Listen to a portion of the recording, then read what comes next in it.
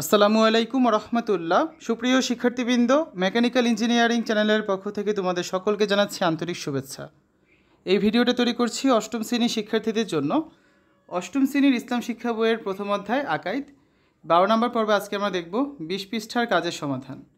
এই ভিডিওটির ডিসক্রিপশনে প্রত্যেকটি ক্লাসের প্লেলিস্টের লিঙ্ক দেওয়া আছে, সেখান থেকে তোমাদের যার যে বিষয়ের ভিডিও দরকার খুব সহজেই দেখে নিতে পারবে।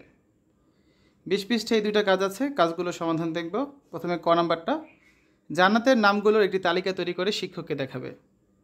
জান্নাত মোট 8টি।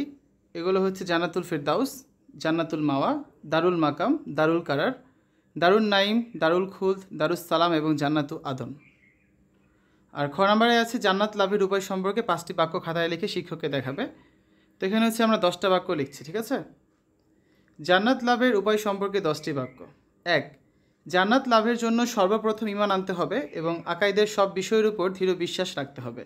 2, যারা ঈমান আনে ও সৎকর্ম করে আল্লাহ তাআলা তাদের জন্য জান্নাতের সুসংবাদ দিয়েছেন। 3, 5 ওয়াক্ত নামাজ নিয়মিত ও সুন্দরভাবে আদায় করতে হবে, কারণ নামাজ হচ্ছে জান্নাতের চাবি। 4, রমজানের রোজা পালন করলে জান্নাতের পথ সুগম হয়। 5, জাকাত আদায় ও হজ পালন করাও জান্নাত লাভের অন্যতম উপায়। 6, আল্লাহ তাআলা ও রাসূলুল্লাহ সাল্লাল্লাহু আলাইহি সাল্লামের সব আদেশ নিষেধ মেনে চলতে হবে।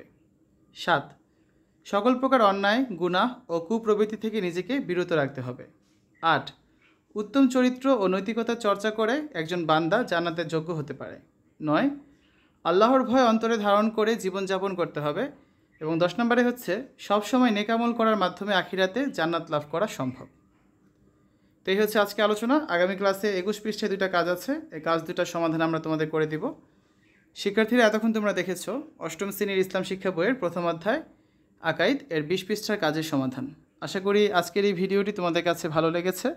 আমাদের চ্যানেলের অন্যান্য ভিডিওগুলো দেখার আমন্ত্রণ জানিয়ে আজ এখানে বিদায় নিচ্ছি। আল্লাহ হাফেজ।